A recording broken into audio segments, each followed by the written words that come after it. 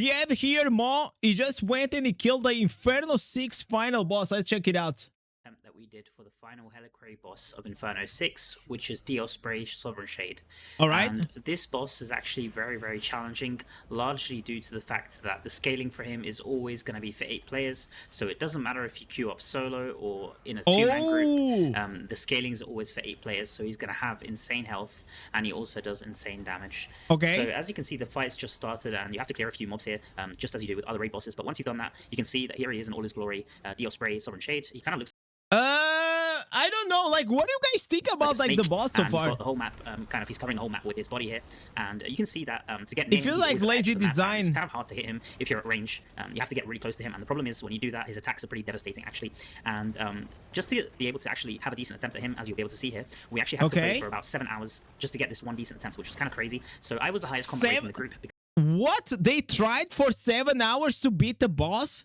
Oh, that's crazy. Because obviously I reached Paragon 800 on Monday, and still on my server, as far as I know, there wasn't any other player that's Paragon crazy 800 at that moment. But as you can see in my party, there is one Tempest here who's Paragon 799, so he's stuck on 1% currently, and this will be a first clear completion for him if we can get it. So obviously he will get the final 2 million, which will get him to Paragon 800 if we can do it. And you can see. I mean, like, this is pretty much like Maul, because he's like level 800 with all the combat rating, right? He's doing like most of the damage, and the rest is just minions, right? Like the other guys are just there to like doing nothing. How devastating the boss's attacks are. I tried to play this boss with Crusader, and it was just no chance for us to clear, so I changed it up to Barb. And with Barb, the good thing is that there is an offhand which allows you to have life drain, so every time you deal damage to the boss, you can actually gain some of the life back. So you can see when he hits me, it hits me for about half my health, sometimes even more, but I quickly heal back up, which is kind of key to success in this fight. So the offhand is called Roar of Persuasion. I'm sure that most of you will know about it. Yeah, of course chat is using Barb. Of course. What other class should he be using? What other class, if not the best class in the game? Barbarian with the Roar of Persuasion. Yeah, it's very, very good if in these type of fights when you need to heal back. Obviously, Barb kind of isn't the highest damage dealing class. Obviously, can still do excellent damage, but compared to classes like Crusader or maybe even Wizard, in my opinion, nobody Barb survives the most. Just quite as good amount of damage. As you can see here, we've entered the second phase. He spawns 2 of these eggs here, which I like to call snake eggs, and these work very similar to the crab boss. If you know the crab, with the legs basically that you have to clear, and once you've cleared the legs, you have to be careful that you don't clear. So far, I will say that this boss fight looks very boring. Just one leg and then leave the others, because if you do that, they're all going to respawn back, and then you won't be able to. Am I wrong, so you have chat? to be careful and kill all of them around the same time. So basically, now he goes into the next phase, which is 4 eggs instead of 2, and you have to do the same thing. So you can see here, I took 1 down to. Like this is literally the same boss design as the crab that we had with the legs, man. Like I don't know, like the most creative one that we had so far. I will say like the last one that the guys they start pulling the walls, I really like that one. And the other one that I also really liked was the one that you had the lamps and you had to activate the lamps to like just like that you know that the darkness goes away. That was pretty cool as well. Health, and then I move to the next one just so I can get them all at the same time. So needless to say, my party is struggling quite a bit here. I am about 300 combat rating under for this fight, and the next person is probably Eski, who's a Tempest that I was talking about, and he's about 800 combat rating under, even though he's so the boss keeps rotating. 12k resonance, probably one of the highest resonance. Yo, what's up, Tiago? And yeah, this is just obviously a crazy fight. You can see that everyone's dying here, but the key, I believe, that we were able to succeed in this fight is basically because of all the support I had. So obviously I was the main damage dealer, as you can see from the damage breakdown, but a lot of the players in the raid were actually playing with damage buff setups, which were the Crusader and the Necro setup. Even the Tempest setup was good because they gave me critical hit damage. Okay. So the Crusader was going in with the Arrow Keeper. Okay, let's go into the next phase. Just so they don't get hit by the attacks, because the attacks cover basically half the map, and if they're at the other edge of the map, they won't get hit. But you can see that he basically does very similar attacks to the first phase. I believe that he just does them a bit more frequently in this phase now, and he also does one other attack, which is kind of a whirlpool attack, and if you stay inside that whirlpool, you will get one shot. So even if I'm healing really fast, I do get one shot from that attack, so that's the one attack that I have to be really careful of. You can see just this boss, I don't know, chat. Right now, you can see that all the party is dead, just the Crusader. Looks incredibly boring, man. And tabs between the damage tab and the main tab. There's literally nothing. Like, so as you can see, we're just trying to there's nothing like really that interesting. Just popping in and out. So it's a pretty straightforward fight if you do have combat rating, but when you're under combat rating, I would say that this is one of the hardest fights to deal with, just because of all of the mechanics where you have to clear the eggs and the adds around the same time, otherwise you cannot kill the boss. So we've hit 1 billion damage here, and with this build I'm playing, it's basically the standard barbarian build with a flicker tone, and even though this essence has been nerfed, it's still pretty strong. Yeah, it's playing our build, chat. These kind of baby snakes. I'm not too sure what to call them, to be one.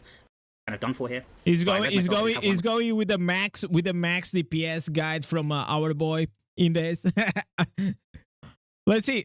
Wait. Baby snakes. I'm not Okay, there's some we baby were snakes now. around the same time, otherwise you cannot kill the boss. So we've hit 1 billion damage here, and with this build I'm playing, it's basically the standard barbarian build with a flicker tone, and even though this essence has been nerfed, it's still pretty strong, I believe.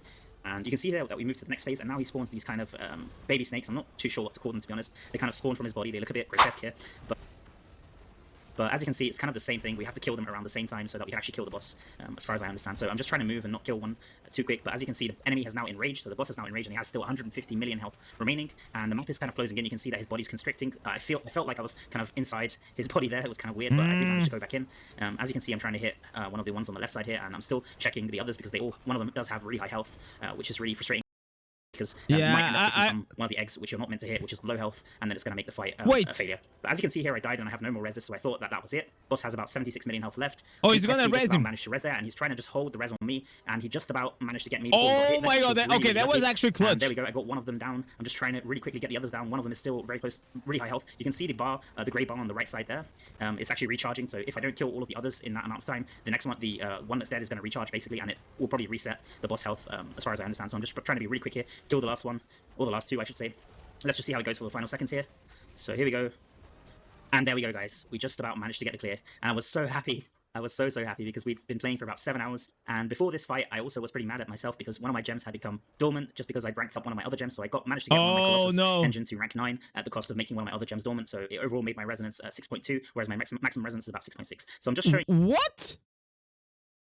Wait. More? Oh, wait.